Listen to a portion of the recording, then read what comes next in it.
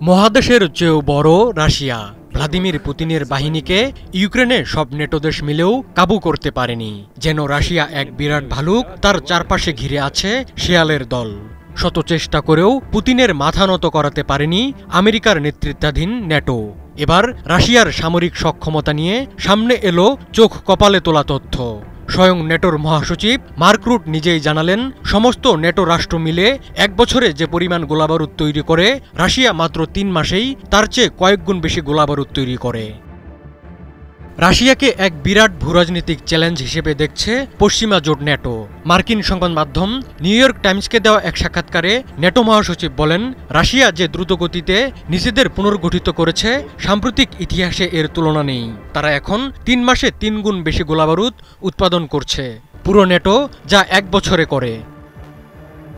NATO মহাসচিব root দাবি করেন, হেগে নেটো জোটের নেতাদের শীর্ষ সম্মেলনে ২০৩৫ সালের মধ্যে প্রতিরক্ষা ব্যয় জিডিপির ৫% উন্নীত করার যে চুক্তি হয়েছিল, তা নেটো দেশগুলোর নিরাপত্তা নিশ্চিত করার জন্য জরুরি।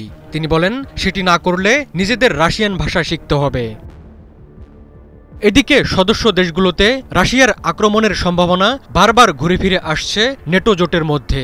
জুনের শুরুতে জার্মান প্রতিরক্ষা প্রধান জেনারেল কার্স্টেন ব্রয়ার বলেন, রাশিয়া ৪ বছরের মধ্যে নেটোর দেশগুলোতে হামলা চালাতে পারে। হামলা মোকাবেলায় প্রস্তুতি নেওয়া দরকার। বিবিসিকে দেওয়া এক সাক্ষাৎকারে জার্মান প্রতিরক্ষা প্রধান সতর্ক করে বলেন, রাশিয়া প্রতি বছর শত শত যুদ্ধ ট্যাঙ্ক তৈরি করছে। এসব ট্যাঙ্ক ২০২৯ সালের মধ্যে বাল্টিক অঞ্চলে নেটোর সদস্য দেশগুলোর উপর হামলায় ব্যবহার করা হতে পারে। ইউক্রেন যুদ্ধের শুরু থেকেই ভলোদিমির জেলেনস্কিকে সহায়তা করে আসছে নেটো। সরাসরি সংঘাতে না জড়ালেও অস্ত্র ও সামরিক সরঞ্জাম সরবরাহ করে ইউক্রেনের পাশে দাঁড়িয়েছে নেটো। গত বছরের শেষ দিকে ইউক্রেনের জন্য পশ্চিমাদের সামরিক সহায়তা সমন্বয়ের দায়িত্ব নেয় নেটো।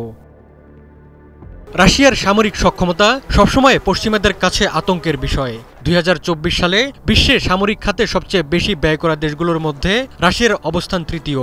গত বছর দেশটি সামরিক খাতে $১৪,৯০০ কোটি খরচ করেছে, যা বিশ্বের মোট সামরিক ব্যয়ের ৫.৫%। ২০২৪ সালে রাশিয়ার সামরিক বাজেটের বড় অংশ ব্যয় হয়েছে অস্ত্র খাতে। বিশেষ করে ইউক্রেনে যুদ্ধ চালানোর জন্য অস্ত্র ব্যবস্থাকে শক্তিশালী করতে এই ব্যয় করা হয়।